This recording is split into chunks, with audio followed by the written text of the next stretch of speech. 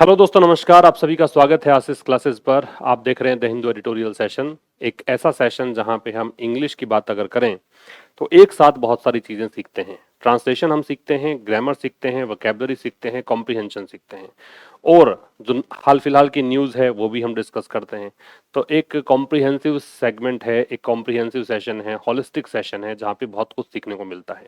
बस आपसे ये एक्सपेक्टेशन है कि आप एंड तक सेशन देखेंगे, कहीं पर भी स्किप नहीं करेंगे, नोट्स बनाएंगे प्रॉपर और रिवीजन करके क्लास में आएंगे। ये सेशन हर शाम 5 बजे होता है। ना संडे का अवकाश यहाँ पे है, ना कोई और हॉलीडे है। हर दिन क्लास ये मिलेगी आपको, शाम को 5 बजे मिलती है। रिकॉर्डेड ये सेशन मिलता है आपको। बस आपको रेगुलर देखना है। अगर आपने 1 साल तक रेगुलर ये सेशन देख लिया तो मान के चलिए कि बहुत कुछ नई चीजें आप सीख सकते हैं। एक ट्रांसलेशन का बैच उपलब्ध है आशीष क्लासेस एप्लीकेशन पर, तो ये बैच एक्सेस कर सकते हैं आप। यहाँ पर रिकॉर्डेड ये बैच है, हिंदी टू इंग्लिश ट्रांसलेशन हम यहाँ पे सीख रहे हैं। काफी सारे वीडियोस तो अपलोड हो भी चुके हैं। पर डे का एक वीडियो आपको मिल रहा है। 90 टू 100 सेशंस यहाँ पे होने हैं। प्रत्येक क्लास का ड्यूरेशन 30 से 40 मिनट्स का होना है। ठीक है, पीडीएफ हर सेशन की उपलब्ध है। इसके अतिरिक्त आप एसएससी का अगर कुछ कोर्स एक्सेस करना चाहें, चूंकि एसएससी स्टेनो की वैकेंसीज आउट हो चुकी हैं और सीजीएल की वैकेंसी जल्द ही आउट होने वाली हैं, तो आप तैयारी करना चाहते हैं एसएससी की बिल्कुल जीरो लेवल से एडवांस लेवल तक, तब भी एक कोर्स उपलब्ध है एसएससी और सीडीएस के नाम से। वो कोर्स आप एक्सेस कर सकते हैं। आज का एडिटोरियल जो है उसका टाइटल है इन्फ्लुएंसिंग इंटरलोक्यूटर्स। इंटरलोक्यूटर क्या होता है? वार्तालाप करने वाले, जो कॉन्वर्सेशन करता है ना। कॉन्वर्सेशनिस्ट जो होता है, टॉकर जो होता है, स्पीकर जो होता है, उसको बोलते हैं इंटरलोक्यूटर। तो पहले तो इसका मतलब लिख लीजिए, कॉन्वर्सेशनलिस्ट। कॉन्वर्सेशन लिखा है, ठीक है, फिर LIST। कॉन्वर्सेशनलिस्ट कह सकते हो, स्पीकर कह सकते हो, ठीक है। तो ये है वार्तालापी।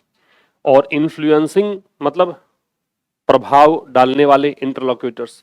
इन्फ्लुएंस क्या होता है? प्रभाव डालने वाले। तो प्रभाव डालने वाले इंटरलोक्यूटर्स, इन्फ्लुएंस करने वाले इंटरलोक्यूटर्स। किसको लेकर लिखा गया है? ऑपरेशन सिंदूर, इंडियाज डेलीगेशंस ऑपरेशन सिंदूर को लेकर, और भारत के जो प्रतिनिधि मंडल हैं, जो डेलीगेशंस हैं, उसको लेकर लिखा गया है। इस डेलीगेशन के सिनोनिम की अगर बात करोगे आप, तो इसको आप एनवॉय कह सकते हो, ठीक है। इसको आप एक ग्रुप कह सकते हो, प्रतिनिधि मंडल का ग्रुप, मतलब जो रिप्रेजेंटेटिव्स होते हैं उनके ग्रुप को भी आप ये कह सकते हैं। फिलहाल के लिए इसको आप एम्बेसी कह दीजिए, कंटिंजेंट कह दीजिए, प्रतिनिधि मंडल, ठीक है। तो ये लिखा गया है ऑपरेशन सिंदूर और भारत के प्रतिनिधि मंडल को लेकर। नीचे दे रखा है the delegations projected a United image of pluralistic India. Delegations subject है आपका, इसकी वर्ब है वो प्रोजेक्टेड है, पास्ट सिंपल टेंस है। अ यूनाइटेड इमेज जो है वो आपका ऑब्जेक्ट है और डायरेक्ट ऑब्जेक्ट है। ऑफ प्लूरलिस्टिक इंडिया ये बाद में ऑफ प्रिपरेशन लगा के और इसका ऑब्जेक्ट दे रखा है आपको। ये प्लूरलिस्टिक है वो एडजेक्टिव है। प्लूरलिस्टिक होता है बहुलवादी, मतलब जहां पे आप मल्टी एथनिसिटी देखते हो, मल्टी कल्चरल चीजें देखते हो, तो उसको बोलते हैं क्या? प्लूरलिस्टिक। प्लूरलिस्टिक के लिए आप सिनोनिम चाहें तो ये लिख सकते हो डाइवर्स या मल्टी कल्चरल, मल्टी कल्चरल या मल्टी एथनिक, मल्टी एथनिक, ये सारे सिनोनिम हो सकते हैं इसके, ठीक है। बहुलवादी कहते हैं। प्रोजेक्ट करी है इमेज, इसका मतलब भारत की तस्वीर पेश की है। तो डेलीगेशन जो प्रतिनिधि मंडल गए हैं अलग अलग देशों में, उन्होंने बहुलवादी भारत की एक संयुक्त इमेज, एक छवि प्रस्तुत की है, ये इसका मतलब है, ठीक है। पास्ट इंडेफिनिट टेंस दे रखा है। इस प्रोजेक्ट का मतलब तुम रिप्रेजेंट मान लो, इसका मतलब मान लीजिए रिप्रेजेंट है। तो डेलीगेशंस जो है उन्होंने बहुलवादी भारत की एक संयुक्त छवि पेश की है, ठीक है। कि हम वैसे तो डाइवर्स हैं लेकिन हम सब मिलकर एक ही हैं, ऐसी छवि प्रस्तुत की है। The 7 Indian delegations of mostly members of parliament and some former diplomats. तो 7 इंडियन डेलीगेशंस, 7 भारतीयों का प्रतिनिधि मंडल, ठीक है, जिनमें अधिकांश कौन थे? मोस्टली मतलब ऑलमोस्ट, अधिकांश थे एमपीज मतलब सांसद थे, एंड सम फॉर्मर डिप्लोमेट्स, और कुछ भूतपूर्व डिप्लोमेट्स थे। डिप्लोमेट का मतलब होता है राजनयिक, ठीक है। डिप्लोमेट के लिए आप एनवॉय शब्द का यूज कर सकते हैं, एनवॉय कह सकते हैं, कॉन्सुल कह सकते हैं या एम्बेसडर कह सकते हैं।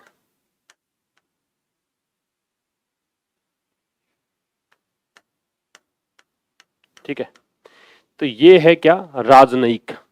तो क्या कहना चाह रहा है कि 7 भारतीयों का डेलीगेशंस, जिसमें अधिकांश कौन थे, मेंबर्स ऑफ पार्लियामेंट थे और कुछ भूतपूर्व डिप्लोमेट्स थे। ठीक है, टास्क्ड बाय द गवर्नमेंट, इनको सरकार के द्वारा काम दिया गया था, टास्क दिया गया था किसका, टू कैरी डिप्लोमेटिक मैसेजेस, कि वो कूटनीतिक संदेश लेकर जाएं। किसके बाद, ऑपरेशन सिंदूर के बाद। हैव कंप्लीटेड, अब ये डेलीगेशंस जो दे रखा है, ये 7 भारतीयों, 7 जो भारतीय प्रतिनिधि मंडल हैं, यूं कह सकते हो, 7 भारतीय प्रतिनिधि मंडल जो था, उन्होंने, अब ये इसकी वर्ब है, हैव कंप्लीटेड प्रेजेंट परफेक्ट, इन्होंने कंप्लीट किया है अपने ट्रेवल्स, अपनी यात्राओं को। ठीक है, तो यहां सब्जेक्ट तो था द 7 इंडियन डेलीगेशंस, 7 भारतीय प्रतिनिधि मंडल, इन्होंने कंप्लीट किया, ये वर्ब हो गई, ये सब्जेक्ट हो गया, ये वर्ब हो गई, और ये इसका ऑब्जेक्ट है क्या, अपने ट्रेवल्स। अब यहां पे देखिए देयर लगाया, क्यों, क्योंकि डेलीगेशंस प्लूरल है, इस कारण से देयर आ रहा है। अगर डेलीगेशंस नहीं आके डेलीगेशन एक वचन ही आता तो यहां पे देयर नहीं आता, क्या आता, इट्स आता। ठीक है, तो 7 भारतीय प्रतिनिधि मंडल, अधिकांश सदस्य इसमें कौन थे, मेंबर ऑफ पार्लियामेंट थे और कुछ भूतपूर्व राजनयिक थे। राजनयिक का सिनोनिम हमने लिखा एनवॉय, कॉन्सुल और डिप्लोमेट, एम्बेसडर। इनको टास्क दिया गया था सरकार के द्वारा क्या करने का, डिप्लोमेटिक मैसेजेस कैरी करने का। किसके बाद, ऑपरेशन सिंदूर के बाद इन्होंने अपनी यात्राएं पूरी की हैं। ट्रांसलेशन समझ आएगी आपको, सब्जेक्ट हमने देख लिए। अब ये जो ऑव है, ये आपका है प्रीपोजिशन। मेंबर्स है, मेंबर्स ऑफ पार्लियामेंट, ये इसका ऑब्जेक्ट है। ठीक है, मोस्टली वैसे एडवर्ब होता ही है। ठीक है, एंड कंजंक्शन है, सम डिटरमिनर है, फॉर्मर एडजेक्टिव है, डिप्लोमेट्स है, वो नाउन है। टास्क्ड बाई, ये काम दिया गया, वैसे तो है कि वॉज टास्क बाई या विच टास्क्ड बाई, लेकिन ये क्या है, ये कॉन्ट्रैक्टेड फॉर्म है, मतलब एक रिलेटिव क्लॉज तो है लेकिन ये रिड्यूस्ड रिलेटिव क्लॉज है। इसको ऐसे नहीं लिखा विच वॉज टास्क्ड बाई, तो ये रिड्यूस्ड रिलेटिव क्लॉज है। वो ऐसा रिलेटिव क्लॉज है, ऐसा संबंधवाचक उपवाक्य है जिसको की साइज छोटी कर दी गई है, रिड्यूस्ड रिलेटिव क्लॉज है। टू कैरी, ये इन्फिनेटिव है, ये इसका ऑब्जेक्ट है मैसेजेस, मैसेजेस का मॉडिफायर एडजेक्टिव डिप्लोमेटिक है, आफ्टर प्रपोजिशन है, ये इसका ऑब्जेक्ट है। हैव कंप्लीटेड वर्ब हो गई, ये इसका ऑब्जेक्ट हो गया। देयर पजेसिव एडजेक्टिव है, ट्रेवल्स है, वो नाउन है। The 59 members visited 32 countries. अब ये 7 प्रतिनिधि मंडल जो थे उनमें सदस्य कितने थे, 59। इन 59 मेंबर्स ने क्या किया, ये सब्जेक्ट है, ये वर्ब है। इन्होंने विजिट किया किसका, 32 कंट्रीज का विजिट किया, ये विजिटेड की ऑब्जेक्ट है। ठीक है, इन्होंने विजिट किया इतने कंट्रीज को। विजिट के बारे में एक खास बात याद रखिएगा कि विजिट जब जब नाउन होता है तब तब अपने बाद में टू लेता है, और अगर विजिट वर्ब होती है तो ये ट्रांजिटिव वर्ब है, इसलिए अपने बाद में ऑब्जेक्ट लेती ही नहीं है। तो विजिट अगर आप लेते हैं नाउन के रूप में तो इसके बाद टू लगेगा। अगर विजिट वर्ब है तो इसके बाद किसी प्रेपोजिशन की आपको आवश्यकता ही नहीं है। ये आपको विजिट के बारे में चीज ध्यान रखनी है। तो 59 मेंबर्स ने विजिट किया इतने देशों का, to convey the country's position, क्या करने के लिए, कन्वे करने के लिए।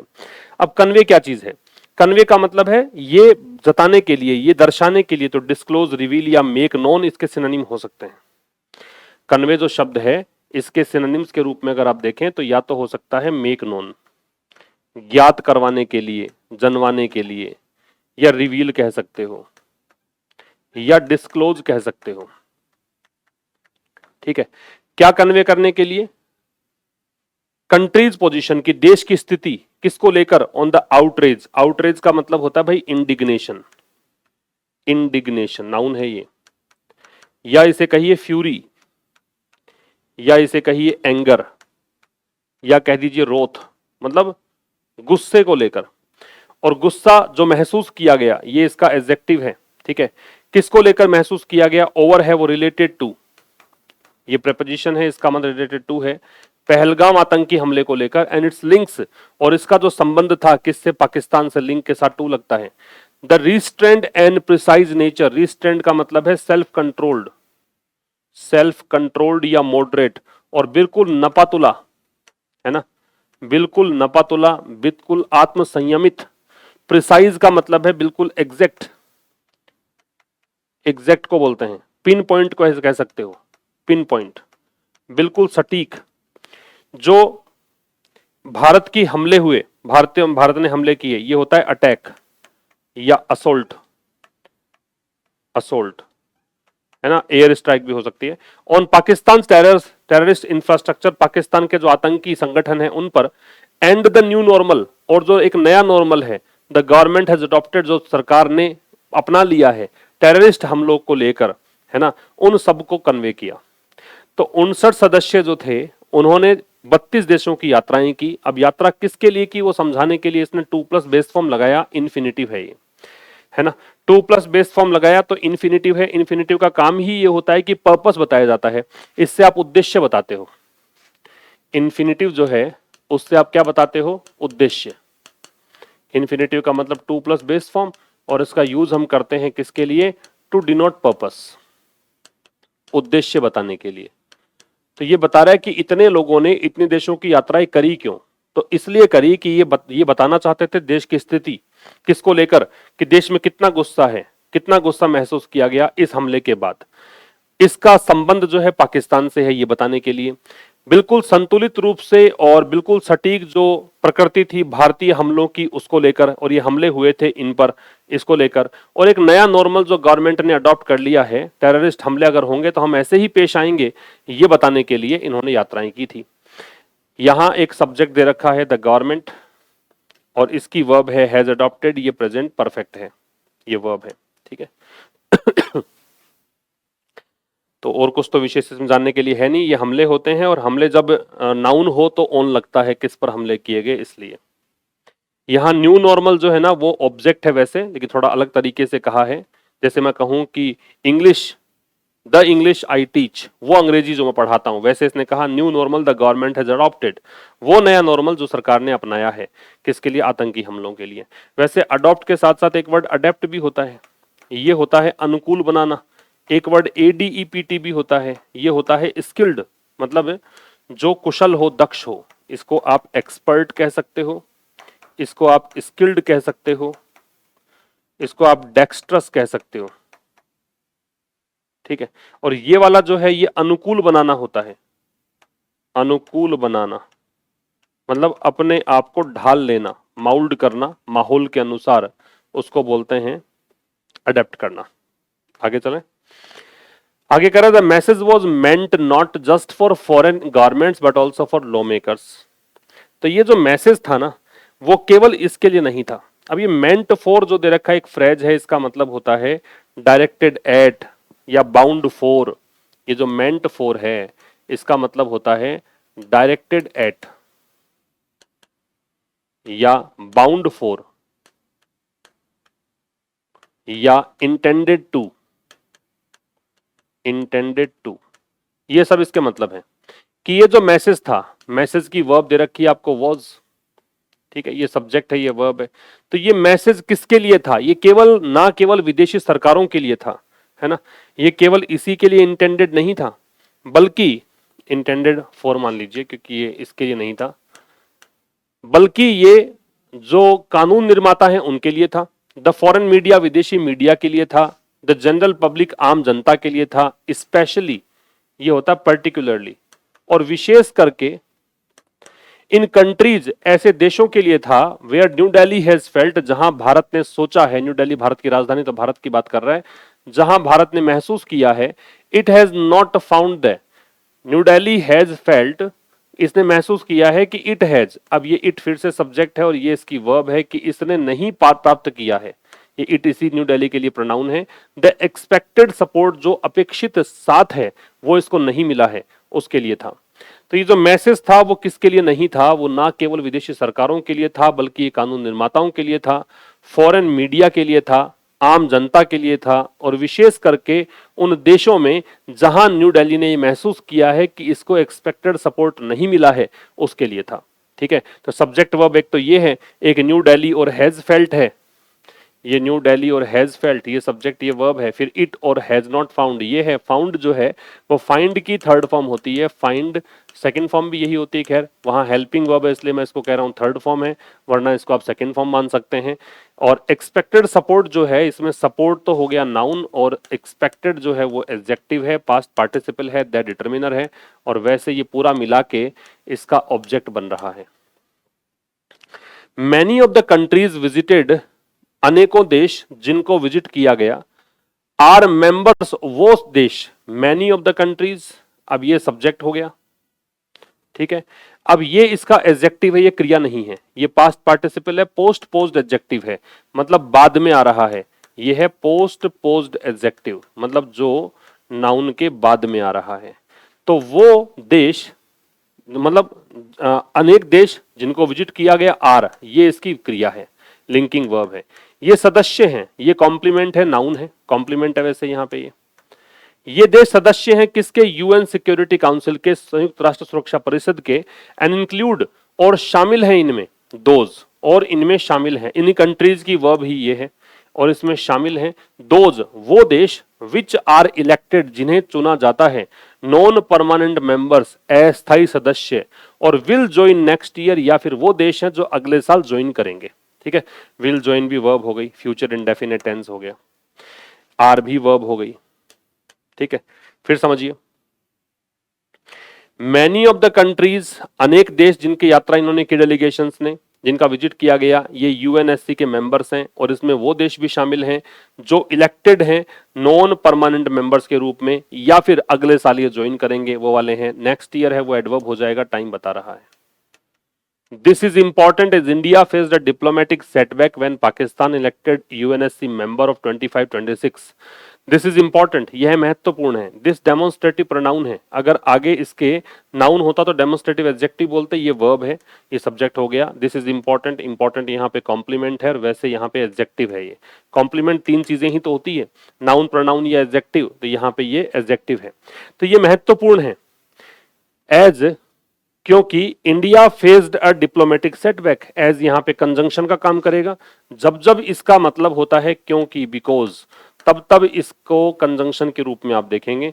क्योंकि भारत ने फेस किया, ये सब्जेक्ट है, ये इसकी वर्ब है। क्या फेस किया? अ डिप्लोमेटिक सेटबैक, एक कूटनीतिक झटका भारत को लगा। इस सेटबैक का मतलब है ब्लो।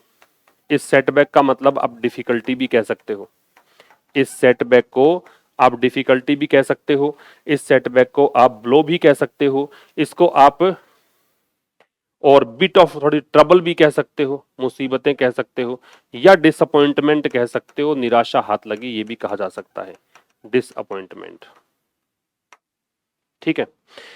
तो ये कह रहा है कि यह इंपॉर्टेंट है क्योंकि भारत ने एक कूटनीतिक झटका भारत को लगा। कब लगा? जब पाकिस्तान, है ना, जब ये एडवर्ब हो गया, पाकिस्तान सब्जेक्ट बनेगा। अब बीच में इसने क्या किया, ये डाल दिया एक फ्रेज, इस फ्रेज को हटा दीजिए बीच में से और कहें पाकिस्तान वॉज एबल, जब पाकिस्तान समर्थ हो पाया, टू अमेंड, अमेंड मतलब है चेंज करना, ऑल्टर करना, बदलना। क्या करने के लिए? बदलने के लिए। क्या? द यूएनएससी स्टेटमेंट, संयुक्त राष्ट्र सुरक्षा परिषद का बयान, टू ओमिट रेफरेंसेज, और बयान क्या था? ओमिट करने का, छोड़ने का। ओमिट का मतलब होता है एक्सक्लूड करना, छोड़ देना। रेफरेंसेज जो होता है वो एक प्रकार से इशारा कह सकते हो, मेंशन कह सकते हो, जिक्र कह सकते हो। मेंशन कह दो, अल्यूजन कह दो, है ना, हिंट कह दो, इशारे को बोलते हैं, है ना। और इशारा किस तरफ? रेजिस्टेंस फ्रंट टीआरएफ, ये तो द रेजिस्टेंट फ्रंट है टीआरएफ, दैट हैड क्लेम, जिसने की दावा किया था। दैट यहाँ पे इसके लिए आ रहा, रिलेटिव प्रोनाउन है। इसकी वर्ब जो है वो ये है हैड क्लेम, जिसने दावा किया था। किसका? इसने जिम्मेदारी ली थी, किसके लिए? पहलगाम हमले की जिम्मेदारी। तो ये कह रहा है कि यह इंपॉर्टेंट है क्योंकि भारत ने कूटनीतिक झटका लगा, तब लगा जब पाकिस्तान, और पाकिस्तान कौन सा? इलेक्टेड यूएनएससी मेंबर ऑफ 25-26, कि 2025-26 के लिए ये एक चयनित चुना हुआ देश है, यूएनएससी मेंबर है। ये समर्थ हो पाया था बदलने में यूएनएससी के स्टेटमेंट को, ठीक है। और किस तरह से बदल दिया था इसने? इसने कहा था कि आप टीआरएफ का जिक्र ही नहीं करेंगे, छोड़ देंगे इसको। इसको क्या कर देंगे? ओमिट कर देंगे। ओमिट का मतलब एक्सक्लूड होता है या लीव आउट कह सकते हो, इसको आप छोड़ देंगे, ठीक है। और जिक्र जिसका भी है उसके लिए टू लगा है, टीआरएफ का जिक्र। और टीआरएफ कौन सा? जिसने दावा किया था, जिसने जिम्मेदारी ली थी, किसके लिए? पहलगाम हमले के लिए। इसके बाद ये चीज इंपॉर्टेंट थी भारत के लिए। क्लियर है? आगे आइए। फिर कह रहा था Pakistan manage to be chosen, तो पाकिस्तान ने जैसे तैसे करके मैनेज कर लिया। अब ये दैट को छोड़ दीजिए, दैट भी हालांकि सब्जेक्ट बनेगा, लेकिन कहां तक का बनेगा बताएंगे। यहां से देखिए, ये सब्जेक्ट है, ये वर्ब है। पाकिस्तान ने मैनेज किया कि पाकिस्तान को चुन लिया जाए chair of the Taliban sanction. Chair का मतलब यहां पे अध्यक्ष से है कि पाकिस्तान को चुन लिया गया अध्यक्ष किसका, तालिबान सैंक्शंस कमेटी का, तालिबान प्रतिबंध समिति है उसका। एंड वाइस चेयर और उपाध्यक्ष चुन लिया किसका, यूएन काउंटर टेररिज्म कमेटी का। ठीक है, संयुक्त राष्ट्र के जो आतंकी रोधी समिति है उसका उपाध्यक्ष। तो ये देखो यहां तक की कहानी, ये यहां तक की कहानी है कि पाकिस्तान ने मैनेज किया, क्या मैनेज किया कि इसको चुन लिया गया। ये चोजन जो है वो चूज की थर्ड फॉर्म है, चूज होती है फर्स्ट फॉर्म, इसकी सेकेंड फॉर्म होती है चोज, इसकी थर्ड फॉर्म होती है चोजन। ठीक है, टू बी चोजन है तो पैसिव है कि पाकिस्तान ने मैनेज किया कि इसको चुन लिया गया। क्या, एक तो अध्यक्ष, किसका अध्यक्ष, इसका, इस समिति का, और एक उपाध्यक्ष, उपाध्यक्ष किसका, इस समिति का। ठीक है, अब ये जो वाली बात है इसके लिए आ रहा है दैट। इस दैट की वर्ब है विल मेक, ये हेल्पिंग वर्ब है, ये मैन वर्ब है कि ये जो चीज है वो भारत का जो काम है, भारत का जो काम है क्या चीज का, holding the terrorist responsible. Hold responsible का मतलब है जिम्मेदार ठहराना। भारत का काम है कि आतंकियों को जिम्मेदार ठहराएं, किसके लिए, अटैक के लिए, हमले के लिए। Terrorist responsible for the attack, देखो होल्डिंग की ठहराएं आतंकियों को, कौन से आतंकी, जो जिम्मेदार हैं इस हमले के लिए। हमला कौन सा, पहलगाम अटैक निश्चित हो गया तो दे लग गया। अकाउंटेबल, अब ये होल्डिंग अकाउंटेबल है, अकाउंटेबल का मतलब भी है रेस्पॉन्सिबल, कि इनको जिम्मेदार ठहराया जाए। अकाउंटेबल जो शब्द है इसका मतलब भी क्या होता है, रेस्पॉन्सिबल, या फिर इसको कहते हो लाइबल। किस माध्यम से, थ्रू है, प्रेपोजिशन है, ये इसका मतलब है इस माध्यम से। किस माध्यम से, यूएन डेजिग्नेशंस, यूएन के नामजदगियों के द्वारा, नॉमिनेशंस के द्वारा। And at the financial action task force, और ये एफएटीएफ में, इस जगह पे एफएटीएफ में। ठीक है, मोर डिफिकल्ट, इसको और अधिक मुश्किल कर दिया है, ज्यादा मुश्किल कर दिया है। फिर समझना, थोड़ा सा कॉम्प्लेक्स सेंटेंस है, समझिए इसको। कह रहा है कि पाकिस्तान ने मैनेज कर लिया कि वो उपाध्यक्ष तो बन गया इस समिति का, अध्यक्ष बन गया इस समिति का, तो ये चीज जो है भारत का काम मुश्किल कर देगी। क्या काम है भारत का, भारत का काम है कि जो आतंकी इस हमले के लिए जिम्मेदार थे उनको यूएन डेजिग्नेशंस के माध्यम से और एफएटीएफ में क्या ठहराया जाए, जवाबदेही यहां तय की जाए, इस काम को मुश्किल कर देगा। बात समझ में आ गई। भारत का टास्क क्या है, भारत का टास्क है इन आतंकियों को जो पहलगाम हमले के लिए जिम्मेदार थे, इनको अकाउंटेबल ठहराना, किस माध्यम से, इन डेजिग्नेशंस के माध्यम से और एफएटीएफ में। इस काम को मुश्किल कर देगा, ज्यादा मुश्किल कर देगा। ठीक है, अनदर एरिया ऑफ फोकस, एक और क्षेत्र जो था जिस पर ध्यान केंद्रित किया गया। अनदर डिटर्मिनर होता है, अनदर के बाद में नाउन है वो सिंगुलर आता है। ठीक है, याद रखिएगा। अनदर एरिया, एक और जो क्षेत्र है, ऑफ फोकस, ध्यान केंद्रित करने का, वॉज आ रहा है इस अनदर एरिया के लिए। वो ये क्षेत्र था द मेंबरशिप, ये वॉज है वो लिंकिंग वर्ब है, ये इसका कॉम्प्लीमेंट है। वो थी membership of the Organisation of Islamic Cooperation. ठीक है, तो वो फोकस का विषय था जो सदस्यता है किसकी, जो इस्लामिक कोऑपरेशन का जो संगठन है उसकी। दैट हैज बीन, अब ये दैट जो है वो आ रहा है इसके लिए, ये हमेशा से ही रहा है। पर्टिकुलरली मतलब स्पेशली, क्रिटिकल का मतलब क्रिटिसाइजिंग, आलोचनात्मक, क्रिटिसाइजिंग, या इसको डेरोगेटरी कह सकते हो। ठीक है, इसको आप मतलब सेंसर करने वाला, आलोचना करने वाला, ये सब मतलब है। जो कि आलोचक रही है किसकी, भारत की। बात समझ में आ गई। जो सदस्यता है इन राष्ट्रों की वो भारत के प्रति क्या रही है, आलोचनात्मक रही है, फॉल्ट फाइंडिंग रही है, सेंसोरियस, एक चाहो तो सिनोनिम डाल सकते हो इसका, सेंसर से बना है, सेंसोरियस रही है।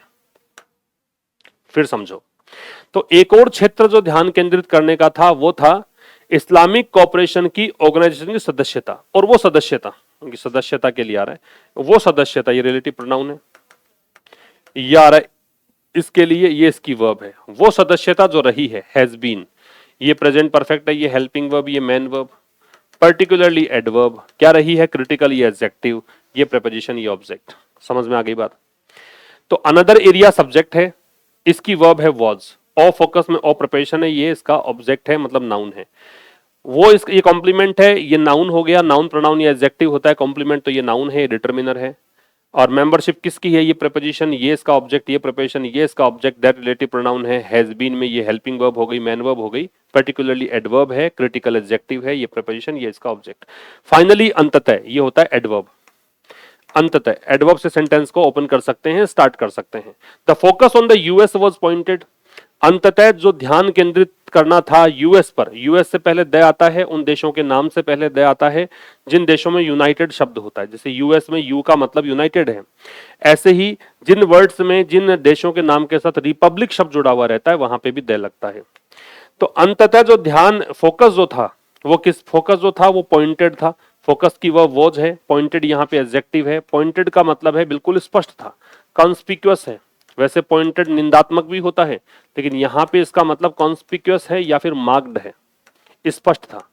तो यूएस पर जो फोकस था वो बिल्कुल स्पष्ट था, जहां वेयर रिलेटिव एडवर्ब है, जहां तो डेलीगेशन विजिट किया, जहां प्रतिनिधि मंडल ने विजिट किया, डेलीगेशन की वर्ब है ये, डेलीगेशन सब्जेक्ट है, ये इसकी वर्ब है। क्या किसका विजिट किया, न्यूयॉर्क का, मैंने कहा था ये वर्ब अगर हो तो प्रीपोजिशन लेता नहीं, तो नहीं लगा हुआ, तो इसका विजिट किया, ये ऑब्जेक्ट हो गया। एंड वॉशिंगटन, और वॉशिंगटन का विजिट किया, ठीक है। तो अंततः अमेरिका पर ध्यान जो है, यूएस पर जो ध्यान है वो बिल्कुल क्या था, स्पष्ट सी बात थी कि यहाँ तो ध्यान लगाना ही था, जहां पर प्रतिनिधिमंडल ने विजिट किया। दिस में have stemmed from, stem from का मतलब होता है ओरिजिनेट होना, ओरिजिनेट फ्रॉम मतलब इसका उद्गम कैसे हुआ, ये कारण क्या रहा, कोज्ड बाई कह सकते हो, इसका कारण क्या रहा। स्टेम फ्रॉम का मतलब क्या है, कारण क्या रहा इसका, ठीक है। तो ये ओरिजिनेट जो हुआ, इसका कारण मतलब ये विजिट क्यों किया। मे हैव स्टेम दे रखा है, ये परफेक्ट दे रखा है मे का, है ना, ये मॉडल का पास्ट रूप है वैसे, हैव के साथ थर्ड फॉर्म। तो ये जो चीज है ये सब्जेक्ट हो गया, ये इसकी वर्ब हो गई। ये शायद इसलिए हुआ हो द अपीरियंस दैट, इस अपीरियंस के कारण, तो देखने में जो लगता है, तो ये इस कारण से शायद हुआ, इस अपीरियंस के कारण हुआ, दैट की ये कंजंक्शन है। इसलिए हुआ कि ties with Washington are strained, कि जो संबंध है, टाइज का मतलब रिलेशन है, कनेक्शन है, किसके साथ, अमेरिका के साथ। आर, ये टाइज की वर्ब है आर, ये स्ट्रेंड है, स्ट्रेंड का मतलब है ये रिश्ते जो है टेंस्ड हैं, ये रिश्ते जो है परेशानी भरे हैं, है ना। और स्ट्रेंड जो है वो रिश्तों के लिए अगर आ रहा है तो ये रिश्तों में तनाव है, यूं कह सकते हो, ठीक है। तो ये टेंस हैं, ये रिश्ते अनकंफर्टेबल हैं, किसको लेकर, अब ये ओवर आ गया रिलेटेड टू के अर्थ में, ये फिर से प्रपोजिशन है, किसको लेकर, प्रेसिडेंट डोनाल्ड ट्रंप के परसिस्टेंट क्लेम को लेकर। परसिस्टेंट का मतलब होता है कांस्टेंट, या इसे आप कहते हैं कंटिन्यूअस, लगातार, कि प्रेसिडेंट ट्रंप के द्वारा लगातार दावा किया जा रहा है दैट ही हैड मीडिएटेड, क्या दावा किया जा रहा है कि उन्होंने मीडिएट किया था, ये सब्जेक्ट हो गया, इन्होंने मध्यस्थता की थी। मीडिएट का मतलब है भाई इंटरवीन करना या स्टेप इन करना, कि इन्होंने मध्यस्थता की थी। The cease fire, cease fire का मतलब है युद्ध विराम, इसको आप ट्रूस कहेंगे या आर्मिस्टिस कहेंगे, ठीक है। इसकी मध्यस्थता की थी, किस किस के बीच में, भारत और पाकिस्तान के बीच, बिटवीन के साथ में एंड लगता है। यूजिंग ट्रेड टाइज, और क्या यूज करते हुए, ये प्रेजेंट पार्टिसिपल है, ये प्रेजेंट पार्टिसिपल है, आईएनजी फॉर्म जब सिमल्टेनियस एक्शन को दिखाता है वो प्रेजेंट पार्टिसिपल। ट्रेड टाइज मतलब व्यापारिक रिश्तों का प्रयोग करते हुए। एज अ लिवरेज, लिवरेज का मतलब है क्लाउट या स्वे, मतलब इसका प्रभाव के रूप में यूज करते हुए। टू एवर्ट, एवर्ट का मतलब है टालना, अवॉइड करना, प्रिवेंट करना, टालना। न्यूक्लियर कॉन्फ्लिक्ट, न्यूक्लियर लड़ाई।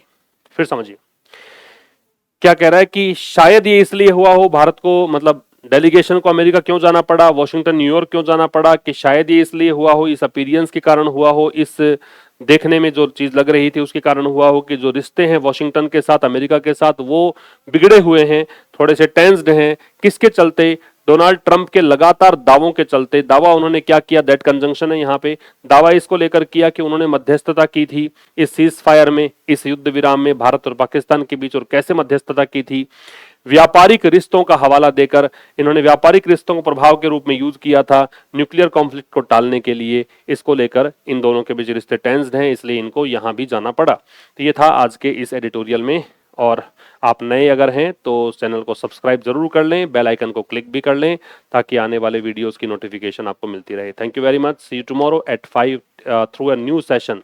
टिल देन, नमस्कार।